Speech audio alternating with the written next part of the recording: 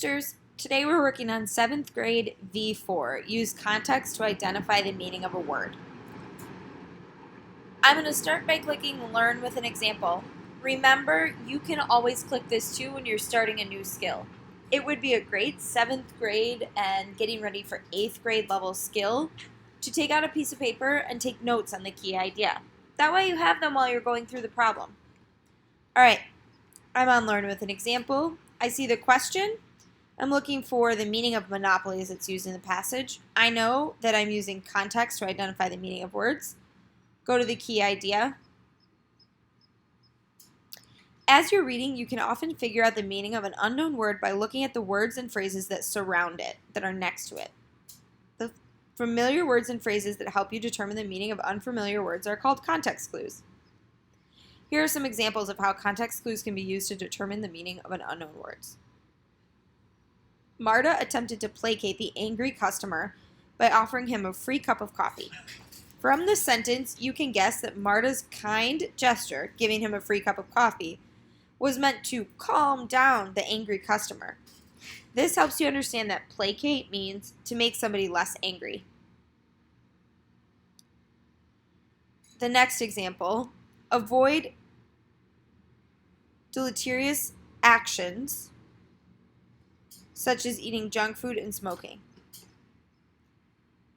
This sentence tells you that eating junk food and smoking are examples of these kinds of actions. You know that eating junk food and smoking are harmful. So the word in bold means causing harm or damage. Let's try our passage. In 1773, the British Parliament enacted the Tea Act, which would have given the East India Company a monopoly on the American colony's tea market. The act was meant to enable the British company to sell its tea more cheaply than any competitors could. So if it could sell its tea more cheaply than any other competitors, okay, I'm thinking about that. The American colonists feared that this special advantage would result in the company's singular control of tea sales. Before the act, the company had refused to pay taxes when the tea arrived in England from India, and then the additional tariffs when the tea reached America. The Tea Act allowed the East India Company to sell tea directly to the colonies without the initial taxes in England.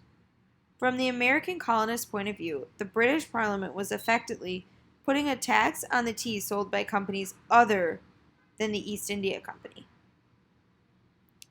After the passage of the act, many colonists began to rebel. In defiance of the act, the colonists either turned ships away from ports or threatened ships with violence.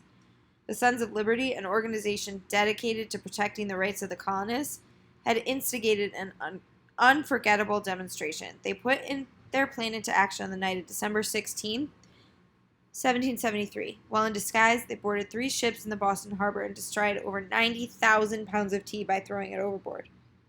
Today, this famous event is known as the Boston Tea Party. So, what's a monopoly? Ability to sell goods or services, a law or policy, an unfavorable position, or complete power over supply or trade. So the Tea Act gives the East India Company a monopoly. So it's giving the company something. So it isn't a law or policy because that was the Tea Act. That was the law or policy, not the monopoly. Nope. An unfavorable position? No, it talks about how the East India Company could sell directly, and it was putting a tax on other companies. So it's not that one. They were already able to sell their goods and services. I think it's power over supply or trade. Let's look at the solution. Yep, we were right. Power over supply or trade. All right, Kipsters. You're working on, again, 7th grade V4 today. Make sure you're getting to a SMART score of 90.